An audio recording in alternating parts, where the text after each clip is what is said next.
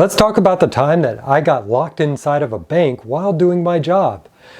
Hi, I'm Rich and welcome to the Rich Tech Guy channel. So instead of doing a instructional type video that I normally do on this channel, I thought this time I would provide a little bit of an entertaining story, but does have some learning experiences to it about the particular adventure from my career. Now, when we think of a career in computer networking or in data center activities, data center IT type stuff, we usually think of resolving trouble tickets, making sure everything is working properly, sitting in a data center, making sure the lights blink in the correct color, stuff like that. I, however, have kind of taken a different path throughout my career, and I've spent a lot of my time out in the field. And while most of my trips are usually fairly ordinary, some of them end up being a little bit adventurous, and this is probably the one that stands out to me as the most adventurous one that I have ever done. So before I get started, if you like this, go ahead and lock in the like button by clicking it down below, and please feel free to check out my channel if you're new here, and go ahead and hit that subscribe button too. All right, let's go back many years to before I was actually working out in the field, and to even before I had my CCIE. And at that time, I was working in our company's integration center, where what we did was we would build out the product or solution to customer requirements, or maybe to what a supplier required for it to become a shippable product, so we could then ship this out to customers. And my job there was as a project services engineer. So I would build out the product or the solution for the first time, and I might meet with the customer to go over what they need out of it. I might meet with a supplier to understand what the requirements are for it to become a shippable product. But in the end, I would still build it out that first time, and I would write out a document called a build instruction. And then on any future orders for that product or that solution, our build technicians on the production floor would pull up the build instruction, and they would go through it, and with all the product that had been brought into them, they would essentially duplicate what I had done the first time. And there was more to it, like if the change came in the product, then it would come back to me for that change, and I would have to alter the documentation. And one of the projects that I was assigned to work on was FlexPod. And if you're not familiar with FlexPod, it is a solution involving Cisco UCS servers and Cisco Nexus switches, maybe some MDS switches as well, paired off with NetApp storage. I was basically considered the FlexPod expert. Now, I still work with FlexPod today. In fact, if you take a look at my Cisco Live 2022 video, which I will link up above and also put in the description down below, what happened was at some point there was an order that came through, and it was for 2 FlexPods for a fairly large regional bank in the United States. Now, I'm not going to give the name of this bank because of how this story goes. One thing I will say is this was many years ago, and this bank has since, I believe they've since been bought out, because the name that I look for this bank no longer exists, but I'm not going to name it anyways. They ordered these 2 FlexPods, and for some reason something did not go right in the build for these, and they still shipped out, and when they got on site, they weren't working. So understandably, they weren't happy. This came back to us, and so we had to resolve the issue. We have to make it right for the customer, and we spent about a week going back and forth with them. We're trying to figure out what the problem is, how we can, if there's a way we can solve this remotely, and it really came down to that me and a coworker of mine, we would have to fly out on site to 2 locations at the bank, their headquarter location and a regional office, and wipe the entire configuration and then rebuild it. And so we worked out what it is we needed. We created a statement of work, and this is actually one thing that if you're going to do anything out in the field, absolutely get a statement of work that says what it is you are going to do before you head out on site. Okay, because if you do not have that statement of work, you're going to get something called scope creep, where once you're on site, the customer is going to be like, hey, can you do this too? Can you do this too? Can you do this too? And it becomes very hard to say no. But if you have that statement of work in place, then you can just point to that document and say, this is beyond what we agreed to. So, as I said, it was me and a coworker. The reason that we brought the other person along, even though I was basically considered the FlexPod specialist at the company, so I wanted another person along for two reasons. One was, we were going into a place where there was a customer upset with the situation, and so I needed somebody to essentially be between me and the customer, so I could work on the system, get that done without me being distracted, and the other person could essentially kind of be like a shield. The secondary reason was I also wanted this person to be somewhat technically minded, so this person could help out. And here it is, Friday afternoon, me and a coworker of mine, we're booking a flight on Sunday morning to go out to one of these two bank sites. The way the schedule worked out was the regional branch was easier for us to get to first. So that's where we went. And as I said, this was on a Sunday morning. In fact, if you're familiar with sports in the US, for those of you watching outside of the US, for those of you in the US, I'm sure you're familiar with this. This wasn't any Sunday. This was Super Bowl Sunday. Okay, so here it is, Super Bowl Sunday. Yeah, we got to fly out. We have a job to do starting Monday morning.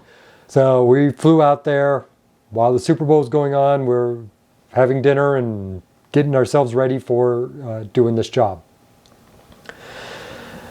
Now, Monday morning comes, we head over to this bank regional office and we walk in, and in the bank there is a figure there wearing a security uniform, and so my coworker, he walks up to him and starts talking and saying, hello, excuse me, sir, excuse me. Now, part of me is kind of like, this is actually kind of amusing because, and I was kind of wondering how long it would take him to figure this out, but this figure in a security guard uniform was actually a wax figure dressed as a security guard. So after maybe about 30 seconds or so, this lady comes up to us and says, sir, can I help you? So we said who we were and who we were there to meet, and then the IT director there at that bank, he came out and brought us back into the IT office, which was just outside of their data center. Now at this point, I'm going to bring up a little detail that becomes very important later. At no point did we have to show any documentation saying who we were. No ID, no work badge with our company, nothing. We were just brought right into the IT office and then subsequently into the data center where this FlexPod was. Now, we were looking to just get our work done, but that's a little point that's going to become bigger later. As things turned out, the IT director, he didn't have any issues with us, so we didn't have to deal with an angry customer, and me and my coworker, we were just able to divvy up our tasks and try to knock out the work faster because we had 2 days to get this system up and running before we had to go over to the other location. So we're working, aside from a lunch break, we're just working through the day, and then 5 o'clock comes around. We're going through our checklist of the things we needed to accomplish on day one, and the IT director comes in and he's ready to go home. So the IT staff at this bank, they're keeping the same hours as the bank. And we're like, we're looking at our checklist, and it's like, we still got to work a few more hours here to achieve what we need to do for this day. So the IT director kind of mulls it over, and then he says, okay, I'm gonna head on out. Here's my phone number. And then he proceeded to tell us how to get out of the bank after hours without setting off the alarm. All right, let me restate this. So we had arrived. Okay, one of the guys is talking to a wax figure of a security guard. We are then brought in to the bank's data center, having not shown any documentation saying who we are, just basically on our word alone. And now we are being left alone after hours in a bank with the instructions on how to get out of the bank without setting off the alarm. If you have any sort of a security mindset, you are probably having a panic attack thinking about this kind of a situation happening. So yeah, I mean, at the time we were just kind of laser focused on getting our job done, and so we're like, yeah, okay, cool. It didn't really dawn on us until later what was going on with this situation. We're just working, we're going through our checklist, we get through the end of our day one, and we're just like, all right, we're out of here, we're packing up our stuff. One of the things about it was we were told it would be a one-way journey, okay? Any door we went through, we could not turn around and go back through. So we left the data center, door closed behind us, that door was locked. If we had left anything in the data center, we'd have to wait until the next day to come get it. We were basically now in the IT office of the bank. And it was all well lit and everything's fine at this point. We then leave out of the IT office into the main bank. And we are greeted with darkness. And ahead of me, I see a little red light from what I can only imagine was a motion sensor. I froze. The guy behind me, my coworker, he steps out behind me and he's like, what's going on? And I'm like, okay, we got to remember what we did or what we need to do here. We remembered the instructions on how to get out of this bank without setting off the alarm, and we followed them to the letter. We got out. Everything was fine. We were kind of freaking out. Last thing we needed was the alarm going off, police, SWAT team, whatever showing up, but we got out of the bank. And as we're walking back to the car, I turned to my coworker and I was like, we kind of just did a bank heist in reverse. So the story doesn't end here, by the way. It actually goes on. We go back, we come out for day two, and day two, we're supposed to have this thing done by the end of the second day, so that way we can then travel to the next location. Now, day two, again, we come in, we say who we are, we're met by the IT director, he brings us back, and we get back to work. We're working, everything's good. Day two, we're hitting about 5 o'clock. Again, the IT director, he says that he's heading out again. So I kind of step out of the data center before I get locked out because I know he can get me back in. And I'm like, okay, I need to use the restroom before you go. And knowing that it's close to 5 o'clock, I'm thinking, and this is a multi-story, the bank has multiple floors to it, and I'm saying, okay, if I go to the restroom, I'm not going to set anything off right now, am I? And he's like, oh no, all the motion sensor stuff doesn't work on this floor. And at that point, there was something in my mind that was like, I'm pretty certain that there should be something in your security policy that says, don't say something like that to somebody who doesn't work here. So I was like, okay, whatever. Went to the restroom, got back in the data center. We continued working.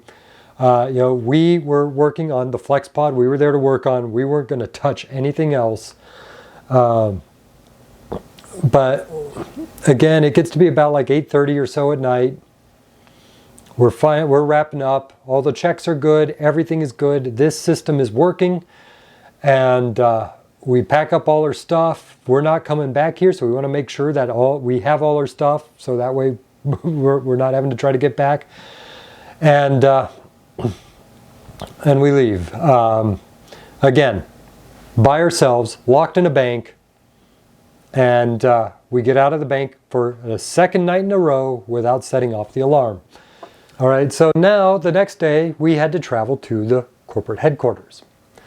And for this part of it, we actually had to travel to a different state to go to the bank headquarters.